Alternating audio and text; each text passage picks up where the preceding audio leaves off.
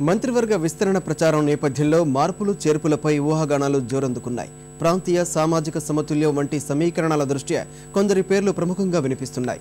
మంత్రుల శాఖల మార్పు ఉండవచ్చనే వాదన బలంగా వినిపిస్తోంది.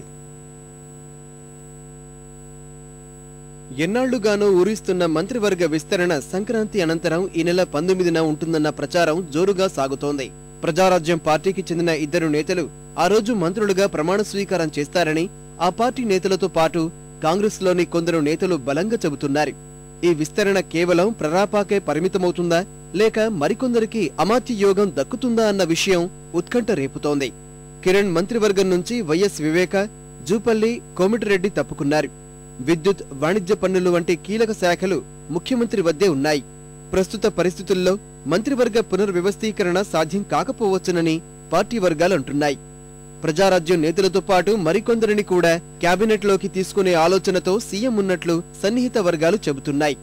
రాజీనామా చేసిన వారి స్థానాల్లో కొత్త వారికి అవకాశం కల్పించకపోతే ప్రాంతీయ సామాజిక సమతుల్యత లోపిస్తుందన్న భావన పార్టీలో ఉంది. ఈ నేపథ్యంలో అధిష్టానం అనుమతిస్తే ప్రరాపాకు చెందిన ఇద్దరు నేతలతో పాటు తెలంగాణ ప్రాంతానికి చెందిన ఇద్దరు లేదా ముగ్గురిని మంత్రివర్గంలోకి తీసుకోవచ్చని తెలుస్తోంది. నల్గొండ జిల్లాకు చెందిన ఉత్తమ్ కుమార్ రెడ్డి, దామోదర్ రెడ్డి, వరంగల్ కు చెందిన గండ్ర వెంకటరమణారెడ్డి, ఖమ్మం జిల్లాకు చెందిన ఉపసభాపతి మల్లు భట్టి విక్రమార్క, రంగారెడ్డి జిల్లా వికారాబాద్ ఎమ్మెల్యే ప్రసాద్ కుమార్ లో కనీసం ఇద్దరికి మంత్రి పదవులు దక్కవచ్చని కాంగ్రెస్ వర్గాలు భావిస్తున్నాయి. సీమాంధ్ర కాంగ్రెస్ నేతల నుంచి కూడా ఒకరు లేదా ఇద్దరికి మంత్రివర్గంలో చోటు కల్పించే అవకాశాలు లేకపోలేదని పార్టీ వర్గాలు భావిస్తున్నాయి.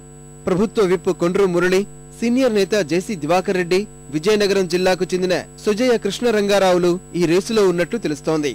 విస్తరణ ఏ మేరకు ఉన్నా ప్రస్తుత మంత్రుల శాఖల్లో మార్పులు తప్పవన్న ప్రచారం జోరుగా సాగుతోంది. పలువురు మంత్రుల పనితీరుపై సీఎం అంత సంతృప్తిగా లేనట్లు తెలుస్తోంది. దీనికి తోడు తమకు శాఖల కేటాయింపులో అన్యాయం జరిగిందని కొందరు సీనియర్ మంత్రులు అప్పట్లోనే అసంతృప్తి వెళ్లగక్కారు.